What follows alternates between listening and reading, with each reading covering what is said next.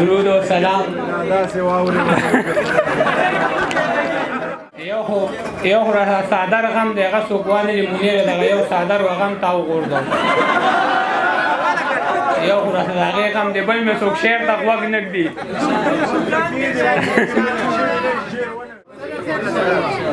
پیون پیون لنډې اوږدې سورې سورې جامې، پیون پیون لنډې اوږدې سورې سورې جامې، مونږ ته مور ټول عمر اغوستې دي پردۍ جامې. پیون پیون لنډې اوږدې سورې سورې جامې، مونږ ته مور ټول عمر اغوستې دي پردۍ جامې. او ځکه خو خدای نه راکوي د خوشحالۍ جامې، مونږ ځان له هر ورځ ګنډو د بنیتۍ جامې. ځکه خو خدای نه راکوي د خوشحالۍ جامې، مونږ ځان له هر ورځ ګنډو د بنیتۍ جامې.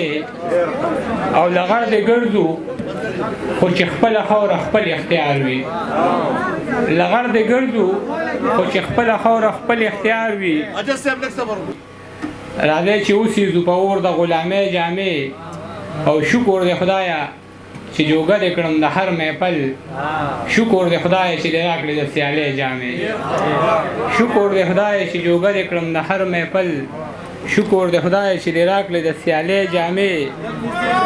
څوک اغوستو ته یې تیار نه دي، یریږي پکې څومره بدنامې کړه د خلکو د یارۍ جامې. څوک اغوستو ته یې تیار نه دي، یریږي پکې څومره بدنامې کړه د خلکو د یارۍ جامې. چې د غریب سپینې جامې برداشت کولی نه شي، خدای دې په غاړه زړې مه کړه خانۍ جامې. چې د غریب سپینې جامې برداشت کولی نه شي، خدای دې په غاړه زړې مه کړه خانۍ جامې. او چا ویل چې زه خپلو غمونو بیمار کړی یم، زه به د ولس شوي ظلمونو بیمار کړی یم. او هر وخت راته مه وایه چې څنګه یې او څنګه یې، زه ډېرو تپوسونو بیمار کړی یم. او خوري مې نه خو د مارانو سره ناست یم، په زړونو کې اغلا ده د یو څو منافقانو سره ناست یم. په خوله خاندي خو په زړونو کې اغلا ده د یو څو منافقانو سره ناست یم. رحمتونه رانه ګیر چاپېره تودي، په خپل کور کې د دوریانو سره ناست یم. رحمتونه رانه ګیر چاپېره تودي، په خپل کور کې د دوریانو سره ناست یم. او کله د رور کله د خوره وخي، یو سړی پولې په سسکوره وخي. کله د رور کله د خوره وخي، یو سړی پولې په سسکوره وخي. لاس کې عکس دی د ورک شوي بچي، لارو کې چغې څوک سرتوره وخي. یو لیونی دی او دا ستا د لاسه، لاس مې په زلفو باندې روره وخي. یو لیونی دی او دا ستا د لاسه، لاس مې په زلفو باندې روره وخي.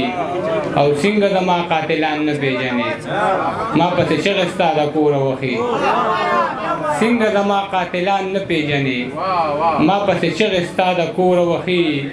عجیله اوس ورپسې نشم کتې، راپسې چغې څوک په زوره وخي. او هېڅوک د لاسه نه راکوي یاره په کوټه کې،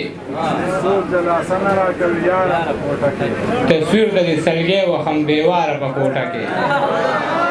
هېڅوک د لاسه نه راکوي یاره په کوټه کې، تصویر ته د سلګۍ وهم بېواره په کوټه کې. یو خم دی لږ غنم دي درې څلور زاړه کټونه، ته څه ګورې زمونږ کره سالاره په کوټه کې. یو خم دی لږ غنم دي درې څلور زاړه کټونه، ته څه ګورې زمونږ کره سالاره په کوټه کې. او زه خپل حیثیت وینم د چتونو په برګو کې، زمونږ کره نشته د هنداره په کوټه کې. زه خپل حیثیت وینم د چتونو په برګو کې، زمونږ کره نشته د هنداره په کوټه کې.